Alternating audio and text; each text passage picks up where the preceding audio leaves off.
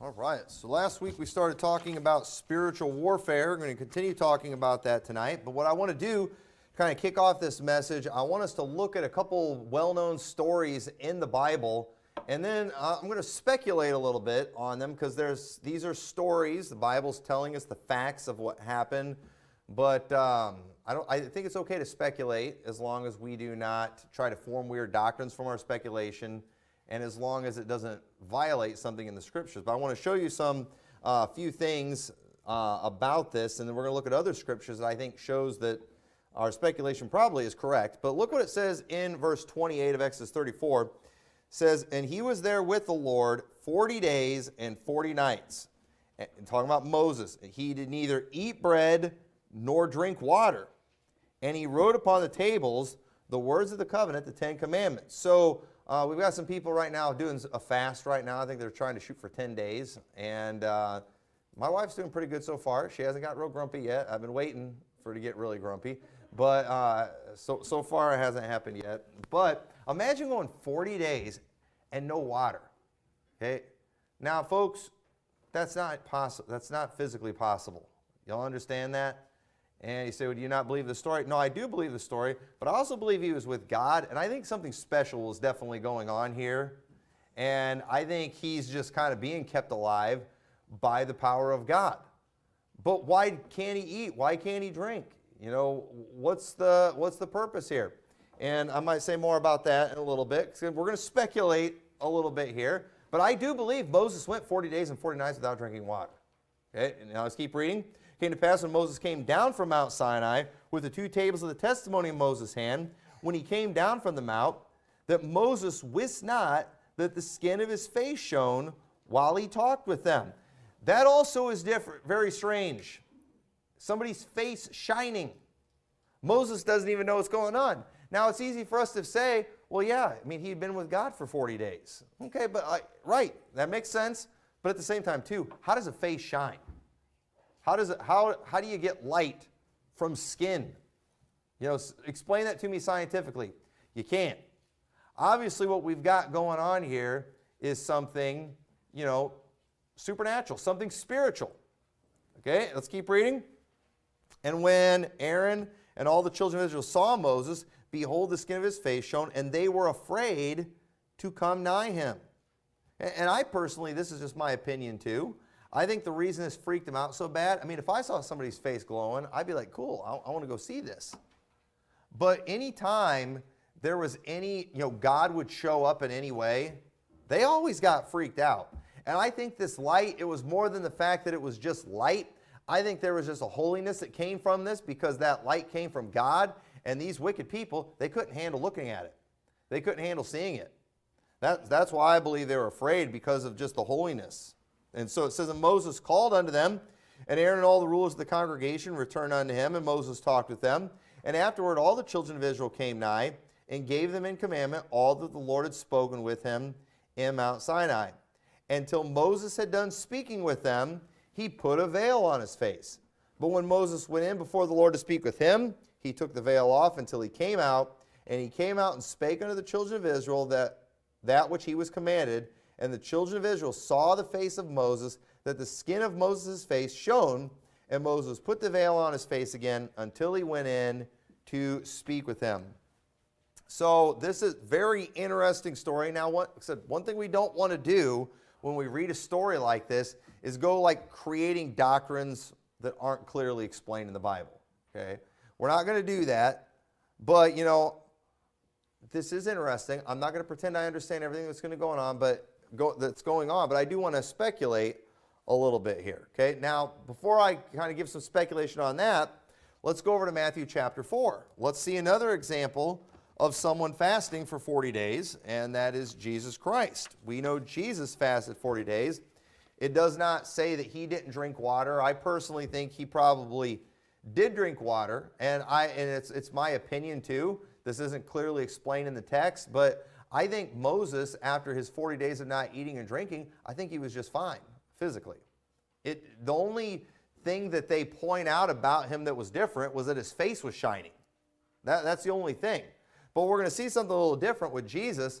So in chapter 4, verse 1, it says, then was Jesus led up of the Spirit into the wilderness to be tempted of the devil.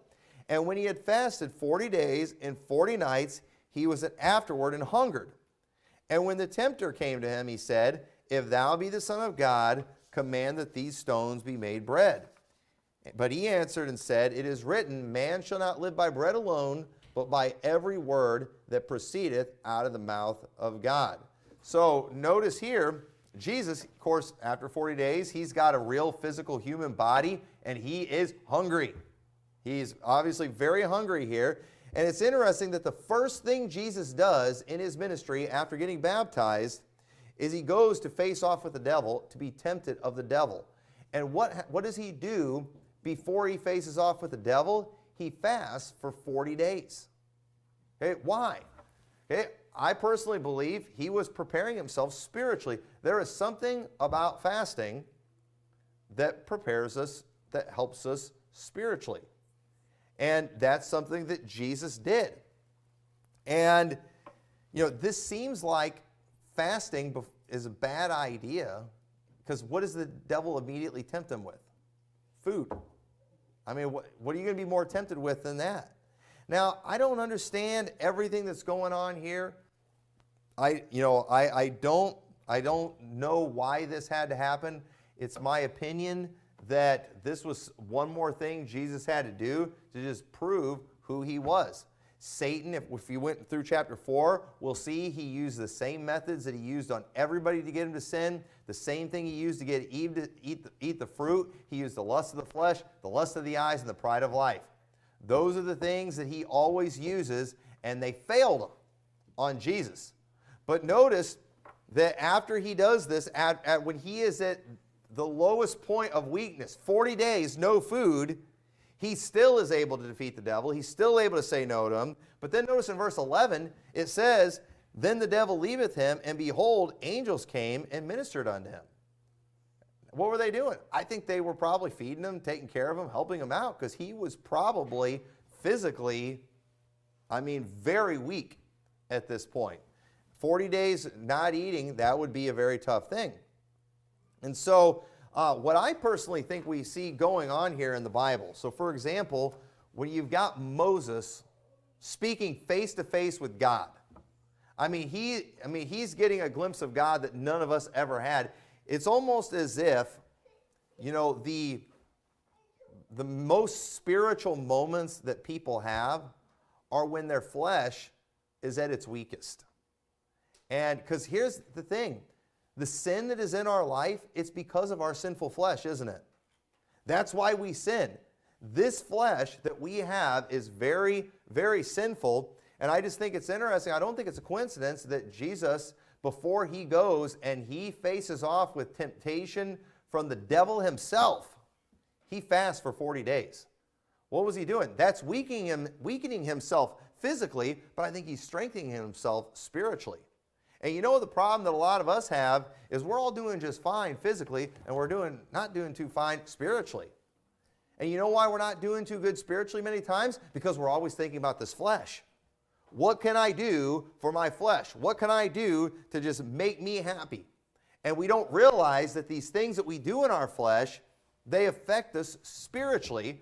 And as Christians, we're supposed to be walking in the Spirit. And so what I want to talk about tonight is training for spiritual warfare. Because, again, like we talked about last week, it's real. Jesus, and, in this situation too, I hope nobody gets mad at me for just speculating a little bit, okay? But I believe that the devil is literally around us, but we can't physically see him, can we? I believe when Jesus was tempted by the devil, I believe it was Satan himself that was there. But let me just throw this out there, all right? This is just something y'all can chew on. Was he, able to see him because Satan manifested himself physically at that time? Or was Jesus at such a point in his life where spiritually he was able to see him because of that weakness of the flesh? Because isn't it too, when people almost die, that they kind of get a glimpse of the other side?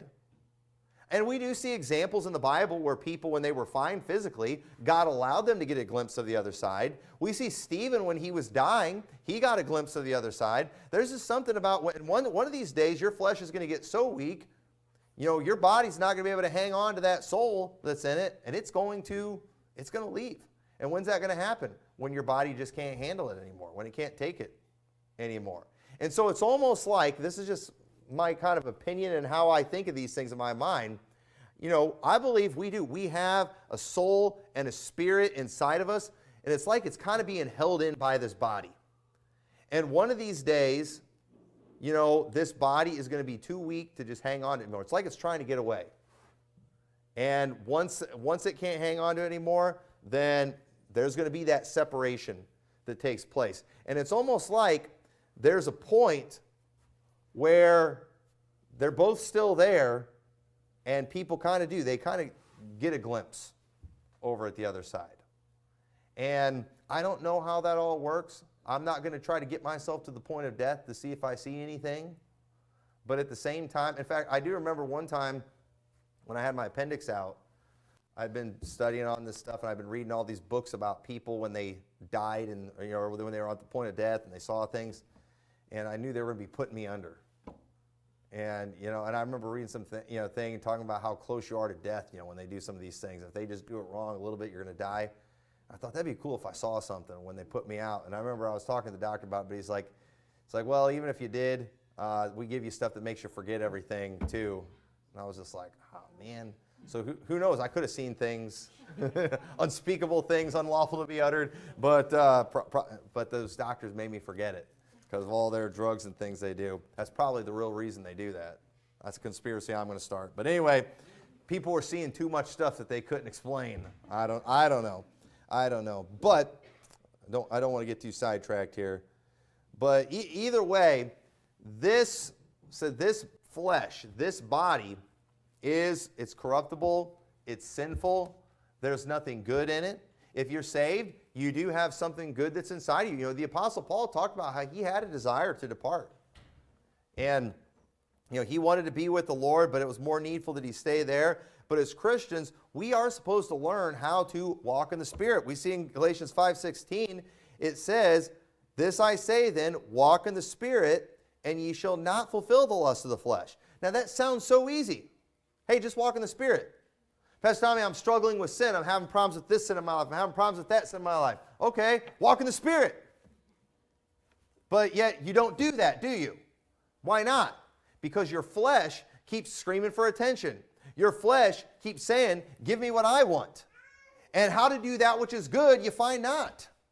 Even when you do good, you've got evil present with you. We don't even have time to go through Romans chapter 7 and see all that Paul said. There's a lot of scripture on this. I mean, my biggest struggle studying for this was like, what scriptures do I want to focus on? Because there's so many. But let's keep reading. It says, "For the flesh lusteth against the Spirit, and the Spirit against the flesh. And these are contrary the one to the other, so that ye cannot do the things that ye would." So we've got an actual battle going on, and sometimes the flesh takes over, like with Kelly right there. She needs to I'll need to be praying she gets saved. But that's what's going on, and that's why as saved people, you cannot enjoy sin the way you used to when you were lost. That's one thing that's going to be very different. Yes, saved people can sin, but saved people are not going to be able to enjoy it. They're not going to be able to just, get off and not have any guilt or any conviction or anything like that because of the fact that we've got the Spirit in us, and it's contrary. And so, you've got the goofballs out there that act like, they get triggered when a preacher wonders if somebody's saved because they're just living wicked. And, I think preachers need to be careful about how they say this, but I think what they're really thinking is like, they're thinking, there is no way I could do that and be happy. There's no way I could live like that and have any peace. And there's no way I could live that way and enjoy it, is what they're thinking. Why is that? I'll tell you why. Because there's something inside of us that will not let you enjoy that. And obviously your flesh will. And I think you can get to the point where you are just so given over to the flesh that, the Spirit's just not able to do much anymore. But I think eventually the Lord's going to punish us. The Lord's going to chasten. He's going to chasten. He's going to do all those things and he might even kill us if it gets that bad. He might even kill us because he's not going to let one of his children, he's not going to give us over to a reprobate mind. And so, you have these people always trying to out eternal security each other. And so it's just like, if you believe that person, it's like, what if a saved guy becomes a homo? Will he still go to heaven? And then if somebody's like, well, I don't think that they were ever saved to begin with. Oh, you believe in a works-based justification, that's backdoor works-based salvation, unsaved. No, I just don't believe God is going to let his children do that. I don't think he's going to give them over to that. I can't find anything in the Bible that says that he would do that. And we all understand, and so we do. Those of us who are saved, we understand there's something inside of us that is not going to let us enjoy some of these things. And so it would appear in the Bible, though, that the ultimate spiritual moments that took place with Moses and Jesus took place after, at their weakest points, physically speaking. The Bible doesn't specify Moses was weak during that time, but it's hard to imagine him not being weak. Like I said, unless something supernatural was done to help him. But 2 Corinthians 12:9, we looked at this passage last week. This is, Paul said, and he said unto me, my grace is sufficient for thee, for my strength is made perfect in weakness. Now, we obviously know the strength that he's talking about here is not physical strength, but spiritual strength. Okay? His strength is made perfect in weakness. And so Paul, because he was focused on the spiritual, because that was his priority, he said, most gladly, therefore, will I rather glory in my infirmities, that the power of Christ may rest upon me. Therefore, I take pleasure in infirmities, in reproaches, in necessities, in persecutions, in distresses for Christ's sake. For when I am weak, then am I strong. What's Paul saying here? I think Paul understands that what's getting in the way of us being strong spiritually is this flesh. And so the Apostle Paul, when he had a thorn in his flesh, whatever that meant, whenever Paul was dealing with this physical problem, like anyone, he's praying that the Lord will get rid of it. But God had something so big, something so special for Paul. God understood, Paul, you're better off. You'll actually be stronger and more mighty for me spiritually if you have this thorn in the flesh. And when Paul got a hold of that fact, Paul's like, you know what? I'm going to glory in infirmities. You know what? If me being weak, if me suffering pain means I'm going to be stronger for Christ, then great. That was his attitude. Now, most of us, we're like, I don't know. I don't know if I would sacrifice my health just so I could be a little better off spiritually. But, that's a problem. We're so focused on the flesh. Everything we do every day, it's more about giving the flesh what it wants instead of the spirit. So if we're going to be successful in the spiritual battle, we have to figure out how to get this flesh in subjection. Because I do not believe, because the Bible also says our body is a temple of God. I don't think we need to do like some of these weird cults and stuff and go flogging ourselves and go doing things to hurt ourselves physically. I don't believe God wants us to do that. Okay? I don't believe that's the case. But our flesh is a burden that we're going to carry that is in the way until we have our glorified body. And I don't see anything in the Bible that teaches us that we should physically abuse ourselves. I think we ought to take care of the body that God has given us. But what we do need to do? We need to figure out how to get this body under control. How can I get my flesh and my body in subjection? Paul said in 1 Corinthians 9:25, and every man that striveth for the mastery is temperate in all things. Now they do it to obtain a corruptible crown, but we an incorruptible. I therefore so run, not as uncertainly, so fight I not as one that beateth the air, but I keep under my body and bring it into subjection, lest that by any means when I have preached to others, I myself should be cast away. And earlier in the chapter, the Apostle Paul was talking about all these things that he would do. He would inconvenience himself physically. He would not eat certain things if it was going to offend someone, because the Apostle Paul's like, I'm more interested in winning people to Christ I am in fulfilling my appetite. and just giving my flesh what it wants. And he's like, I'm going to bring my body into subjection because I don't want to be cast away by these people that I'm trying to reach. I want them to accept this message. And so he's like, I'm going to get my body under control, just like anyone striving for the mastery. You go find any Olympian that's out there, and you know what? Those people are going to be picky about their diet. They're going to be picky about their exercise routine. They're picky about all that stuff. Why? Because they want to, compete at the highest level possible. And they understand in order to do that, they have to keep their body in subjection. You're not going to see them out drinking. In fact, you probably aren't even going to see them at McDonald's. A lot of them, depending on what they're doing and depending on what they're training for. Why? They're temperate in all things. They've got to get their body under subjection. Now, they're doing it for something that is physical.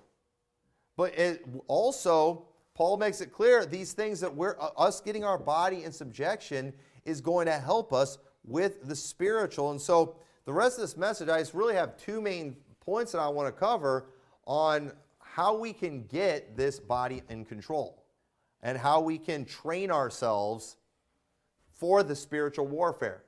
Because that's what it's going to come down to. If we're going to be strong spiritually, we have to get control over this flesh. We have got to figure out how to conquer it. We've got to stop letting our flesh control everything we do, make all our decisions for us. And we've got to learn to bring it into subjection. And so first turn over to Matthew chapter 26. So the first thing that we have to do, if you want to train to be a spiritual warrior, then one thing you're going to have to do, you are going to have to build and maintain a strong prayer life. You are going to have a strong prayer life. Too many people are trying to do spiritual things with no prayer at all. I don't recommend that. Okay? Just like I wouldn't recommend you go box somebody without training first. If you're just going to be like, I want to be a boxer, and then you go and you try to enter into some event and you do no training, you're probably going to get beat up really bad. You better prepare yourself a little bit. And a lot of people are going out trying to do something spiritual with zero training.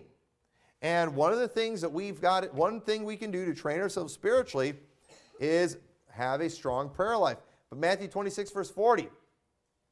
Because praying should be easy too. But did you know praying's not very easy? And we'll talk about why here in just a second. But Matthew 26, 40 says, And he cometh to his disciples, and findeth them asleep, and saith unto Peter, What? Could ye not watch with me 1 hour? Watch and pray that ye enter not into temptation. The spirit indeed is willing, but the flesh is weak. You want to know why they couldn't watch with him for 1 hour? Because they were tired. Well, Jesus asked them to pray. Imagine being asked by Jesus Christ to pray for him. And, you'd think, man, this must be important. But they didn't do it. They kept falling asleep. They couldn't even pray. They couldn't watch and pray for 1 hour. Why? Their flesh was weak. They wanted to. There's not one of us in here that doesn't want to have a strong prayer life. If you're saved, if you have the Holy Spirit in you, I promise you, you want to be a prayer warrior. You want to have a relationship with God. You want to communicate with Him. You want to talk with Him. But at the same time, probably most of us in here, we don't really do it that much. And whenever we do it, we're not very good at it. Why is that? I'll tell you why. Because your flesh gets in the way.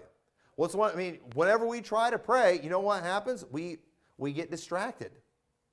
Why are we so distracted? I'll tell you why. Because our flesh is just out of control. You start praying, what do? You start thinking about how hungry you are. You start praying, what do? You start thinking about other things that you have to do. Folks, we have so many distractions. You start praying, guess what? Your phone's going to start going off. You start praying, all of a sudden your kids have a million needs. It's just the way it goes. And one of the things that we see in the Bible, and we don't have time to just go into all these examples, when it came time for Jesus to pray, what did He often do? He would often go up into a mountain. He wanted to get away from everybody. Why is that? Because for you to be able to pray like you need to, you have to get rid of distractions. You can't just, we're talking about talking to God. Okay? And I'm thankful that God always hears us, and I think we should always have an attitude of prayer, and I think it's okay to pray in your car and and all that kind of stuff as long as you keep your eyes open. That's all fine. But sometimes we really need something from the Lord. Sometimes we really need to get close to Him.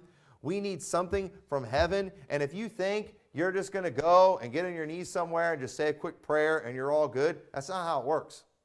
That's not how they did it in the Bible. We see them taking great deals of time to get alone, to remove distractions, and to get a hold of God. But our minds are just so full of junk. We've got so much junk. Now, where did all that junk come from? It came from something else our flesh likes, the television. What do we like more than just sitting in front of the couch, stuffing our face, and just being entertained? And are you saying being entertained and stuffing your face is sinful? I'm not saying that so much, but at the same time, that is what our flesh likes. And when we're always giving our flesh what it wants, you know what? It just keeps screaming for more. We've got to learn to just deny ourselves some things. We've got to learn to just let our flesh figure out it doesn't get what it wants. That the Spirit is in charge. The Spirit is in control. We'll give our flesh what it needs. We'll feed it enough to keep it alive. We'll give it some, a treat every now and then. But folks, today, everybody just wants treats all the time. You got people that, there was a time when just drinking a soda, that was like a special treat. But now, we feel like a victim if we have to drink water for supper. We want it all the time. Starbucks, that used to be like a rare treat for people, spending that much on a cup of coffee. People want it every day. Sometimes multiple times a day. Why? Our flesh is so stinking spoiled. It always wants more. That's just how it is. And when we live in a society where we're very blessed, where we're very wealthy, and we're always just giving our flesh every little thing at once, and then we think we're just going to be able to get somewhere and just pray and to get in the Spirit, it's probably not going to happen. Your flesh is going to be screaming for you to take care of it the whole time. The Bible says in Philippians 4:6, be careful for nothing, but in everything, by prayer and supplication, with thanksgiving, let your requests be made known unto God. Okay, now you say, I struggle with worry. And what's our answer? Just give it to the Lord. Have you ever heard people say that? I heard a preacher preach a great message years ago on prayer. He preaches a lot on prayer, wrote some books on it, and he preached a great message about just, casting all your care on Him, for He careth for you, and just the whole message. He just kept saying, just give that to the Lord, give that to the Lord. And I was listening to that message, and I was like, man, that is so good, that is so easy, that is so simple. And then I tried doing it, and you know what? It was really hard. Whatever it is you're worrying about right now, you just need to give it to the Lord and let Him worry about it. You know how easy that is for me to say? But yet, at the same time, you think you're just going to go, all right, Lord, I'm here today. I've got this problem. I'm giving it to you. I'm done worrying about it. You can go try that all you want. Say that quick prayer like that. Come to the altar after service, say a prayer like that, and think you're done. Wrong. Chances are you're still going to do it. You know why? Because just the fact that you got on your knees and words came out of your mouth, it doesn't mean you really prayed. It doesn't mean you really got a hold of God. Because we see, he goes on, and the peace of God, which passeth all understanding, shall keep your hearts and minds through Christ Jesus. That's not happening with me, though. Why not? Well, he goes on to say, finally, brethren, whatsoever things are true, whatsoever things are honest, whatsoever things are just, whatsoever things are pure, whatsoever things are lovely, whatsoever things are of good report, if there be any virtue, if there be any praise, think on these things. All right, I'm really worried about all the crisis and everything that's going on in our country right now. All right, well, you know what? You just need to give it to the Lord and pray to Him. Okay? I'm going to go pray to the Lord. Lord, I'm done worrying about Biden. I'm done worrying about inflation. I'm done worrying about COVID. I'm done worried about Russia. And I'm giving it all to you. And then, amen. And then you go and watch the news.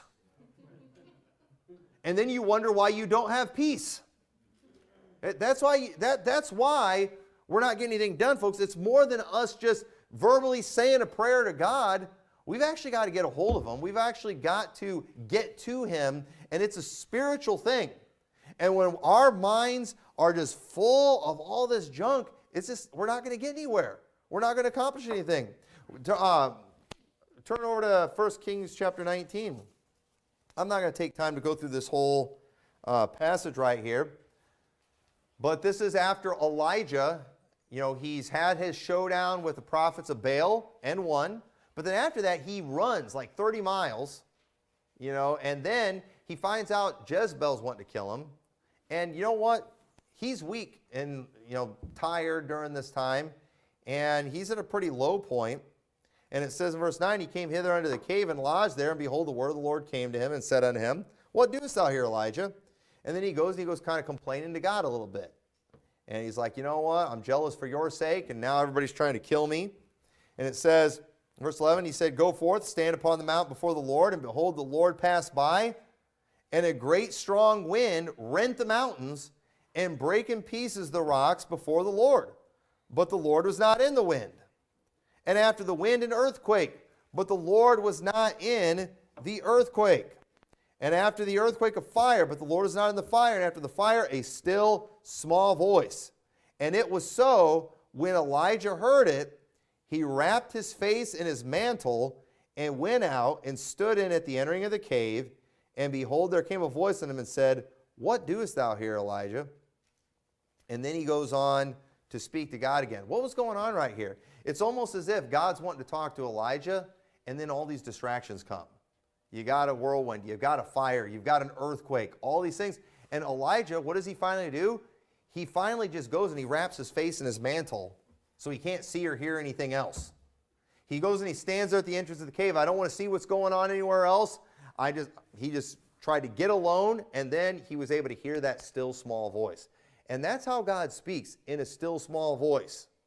But you know what? We can't hear him many times because we've got so many louder voices going into our minds. And listen, even if you go and shut yourself in a soundproof room, just understand, if for hours before you went in that room, you were listening to all this junk, it's still there in your head and it's still making noise. And so somehow we've got to learn how to get back to just being able to clear our heads and to clear our minds and to actually figure out how to get a hold of God. And folks, I don't know what kind of things distract you, what you specifically need to do in your life, but I can say this, just generally speaking, you just have to get that flesh under control. You've got to learn to decide when the flesh is going to get what the flesh needs and when the Spirit's going to get what the Spirit needs, and you need to walk in the Spirit. And so building a strong prayer life, that is so important. You've got to do that. We're not going to be successful spiritually if we're not praying. As a church, we've got to be a praying church. We've got to have people that are calling out to the Lord. Praying. We've got to be praying for each other. You need to be praying for me. We've got to be praying for this community. Folks, look at the wickedness that's going on out here. One of the things that often stopped God from destroying places was men like Moses praying. We've got to be praying for this community. I think we'd see more people saved if we spent more time praying. And you got some churches, they're all praying and no soul winning. You got some churches that are all soul winning and no praying. We got to have both. We need to have both. The other thing, too, we see besides praying is fasting. Okay? And this is something that I know some of you are doing right now. And I don't know if it's so much a spiritual fast or a health fast. Okay? If it's spiritual, it doesn't count because you told everybody. All right? But anyway, here's the thing about fasting. Okay? We'll turn over to Daniel chapter 10. Okay? Daniel chapter 10. Because we've already seen the example of Moses. We saw the example of Jesus on the fasting. And we see here a story of Daniel, who is going to get a message from an angel. And this is something that happens to him after a period of time where he does some fasting. And it says in verse 2, so this is after he has received the prophecy about the destruction of Jerusalem. And he is very burdened about this. He realizes that 70 weeks are determined upon God's people and that God is going to destroy Jerusalem. He didn't like the idea of that. That didn't sound good, and so he's burdened. And so it says in those days, I, Daniel, was mourning 3 full weeks. I ate no pleasant bread, neither came flesh nor wine in my mouth, neither did I anoint myself at all, until the 3 whole weeks were fulfilled. Now, I don't know necessarily that fasting is always just not eating at all. Here he just said, I didn't eat any pleasant bread. He didn't drink any wine. No flesh came in his mouth. So obviously he's probably drinking water, but he just kind of got rid of all things that brought pleasure.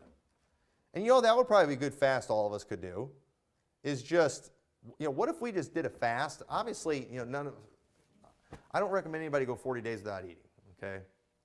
Again, we're not trying to abuse ourselves, but I wonder if we could go 40 days not eating trash. I wonder if that would help us spiritually.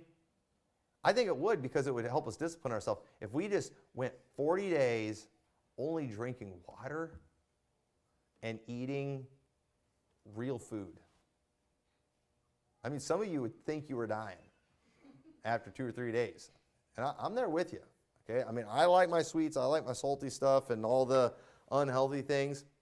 But I think you can count that as a fast. And you know what? Some of you ought to try that just to reveal to yourself how weak your flesh is. Our flesh is so weak, folks. When we spoil it rotten in America. The stuff that we would feel like we were a victim while we were eating for that 40 days, people would feel blessed out of their mind to eat in other countries. But we're just spoiled here. We wonder why nothing spiritual happens. But it says, in the 24th day of the first month, as I was by the side of the great river, which is Hiddekel, then I lifted up mine eyes and looked, and behold, a certain man clothed in linen, whose loins were girded with a fine gold uphaz. His body was like a beryl, his face as the appearance of lightning, his eyes as the lamps of fire, and his arms and his feet like in color to polished brass, and the voice of his words like the voice of a multitude. And I, Daniel, alone saw the vision. For the men that were with me saw not the vision, but a great quaking fell upon them, so that they fled to hide themselves. Therefore was I left alone, and saw this great vision, and there remained no strength in me, for my comeliness was turned in me into corruption, and I retained no strength. Yet heard I the voice of his words, and when I heard the voice of his words, then was I in a deep sleep on my face, and my face toward the ground, and behold, a hand touched me and set me upon my knees and upon the palms of my hands. So notice this vision that Daniel sees, this was something that he saw after 3 weeks of fasting. And notice the other guys didn't see it. Now you say, well, it's because God chose them to see this vision. No, I think it's because Daniel was spiritually prepared to see this vision. And I believe that's why. And again, we just see something in common throughout the Bible. Whenever men are at their weakest, that's when some of the most amazing spiritual things take place. Why? Because this flesh is what gets in the way. This flesh is always messing everything up. And folks, we've just got to learn how to control our appetites, not just with food, but just, across the board when it comes to anything that we like, whether it's, what you watch on television, what you eat, what you drink, whatever it is. Whatever brings your dirty flesh pleasure, you've got to learn to control that appetite. Some of you might have just a massive appetite for gossip. You need to get that under control. You shouldn't be eating people and biting and devouring one another. That's a pretty wicked thing. But I just get such a good feeling whenever somebody gives me some juicy gossip, and especially when I'm the one spilling the gossip. I know. And you know what? That's bad.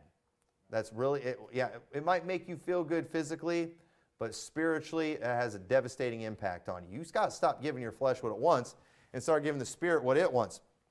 In Proverbs 23, verse 1, it says, when thou sittest to eat with a ruler, consider diligently what is before thee, and put a knife to thy throat. If thou be a man given to appetite, be not desirous of his dainties, for they are deceitful meat. Labor not to be rich, cease from thine own wisdom. Wilt thou set thine eyes upon that which is not? For riches certainly make themselves wings, they fly away as an eagle toward heaven. Eat thou not the bread of him that hath an evil eye, neither desire thou his dainty meats, for as he thinketh in his heart, so is he. Eat and drink, saith he to thee, but his heart is not with thee. The morsel which thou hast eaten shalt thou vomit up, and lose thy sweet words. Well, basically what he's saying here is don't let someone tempt you. Don't let someone get you to do something that you know you shouldn't do just because they're giving you something that your appetite wants. They're doing this to deceive you. They're doing this to get the better of you. And isn't that what they do at a lot of, business luncheons and things? Hey, let me buy you this nice meal at this nice restaurant. Why are they doing that? Because they're wanting to sell you something. That's why they're doing that. And I hope, you don't like that restaurant's food so much that you're going to get caught up in a bad deal, just because you want that free meal, from them. You're going to lose a lot more money than that from them in the long run if they catch you in that bad deal. And that's basically what he's talking about right here. Just, don't be desirous of those dainty meats. Yeah, they're putting this stuff in front of you. Yeah, they're going to give you a good meal, but you know what? You're going to regret that decision. You're going to vomit it up later. You know what? Don't do it. And too many times we're letting the devil, we're letting the world, or we're letting the powers of darkness just dangle things in our face that our flesh wants, and then they get us to sin. And when we regret it later in our spirit, we always regret it later. I mean, how many of you before, you went on that diet and then you drove by Dairy Queen and saw Blizzards were on sale, and then you went and you ate it and it tasted wonderful, but then you're like, oh, I shouldn't have done that. And then you have some people that literally go and make themselves throw up. You have the bulimic people that are out there. Just say no. But yet, it's so hard, isn't it? And doesn't that just remind us how weak we are? We can't even say no to a blizzard. I mean, it's pretty sad. But people shouldn't be able to deceive us through such fleshly and carnal means, and that's how they deceive us. That's how Satan got Eve to sin. It was with food. That's what Satan tried to get Jesus to do. He tried to get him to turn the stone into bread, just tempting the Lord. He uses all these fleshly, carnal things. And think about this too. Casinos. What are the big things that they do to get you into casinos? All right, first off the females. You look at the billboards for them. There's always an immodestly dressed woman on the billboard. But the other way they get people in there too, the food. You hear people talking about, oh yeah, we went to this buffet. Because at the casino, because the food's cheap there. I know. You know why? Because they are hoping they get you to come in there and eat, and then they're going to get you gambling.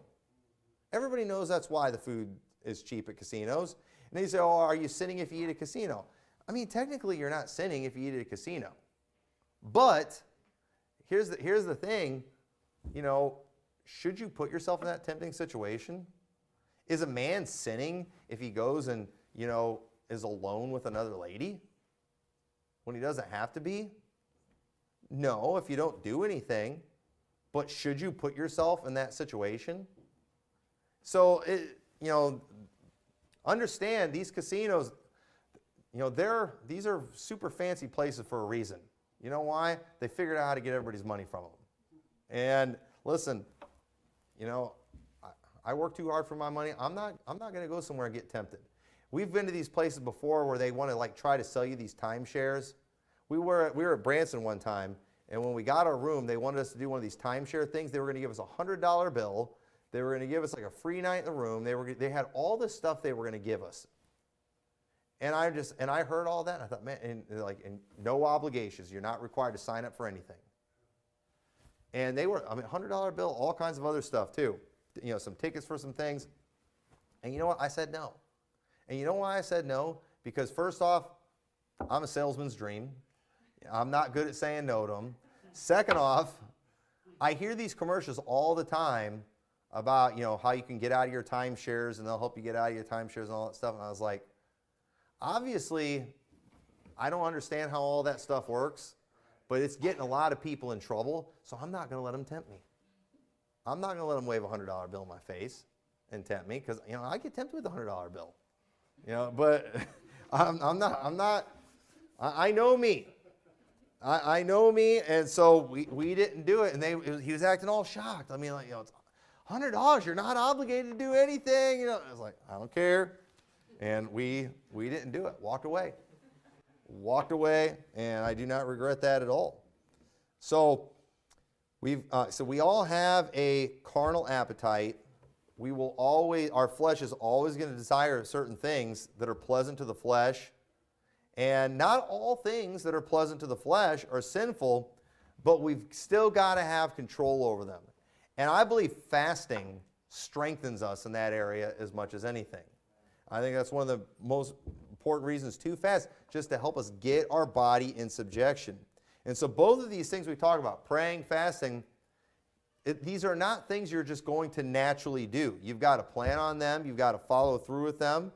And we've got to bring our bodies into subjection. Otherwise, we're going to be completely worthless in the spiritual battle. And listen, you're at church here tonight on a Wednesday night, so I assume you're interested in the spiritual battle. I assume that you want to do something in there. You want to accomplish something in a fight. And so you know what? These are two things you need to do. Everyone in here needs to work on their prayer life. Everyone. We need prayer warriors in this church. There's no doubt about it. And you know what? All of us should do whatever we've got to do to figure out how to get our bodies in subjection. And I believe fasting is one of the ways we can do that. One of the ways it'll teach you how weak you are, and it'll just teach you how to say no. And once you do, you show this body, you need to show that body who's the boss. And it needs to be the spiritual man. And there's always going to be a fight. And you know what they say? It's the one you feed that's going to win. So some of us need to start starving out that fleshly man. So with that, let's pray. Dear Lord, I pray this message was a help to everybody. I pray all of us will put this to practice in our lives. Lord, I pray that we'll be prayer warriors. I pray that we'll get this flesh under control. Lord, there's so many temptations out there. It's so easy to fall into sin. But Lord, I pray you'll help us to just watch and pray, and help us to be successful so we can really make a difference. In your name we pray. Amen.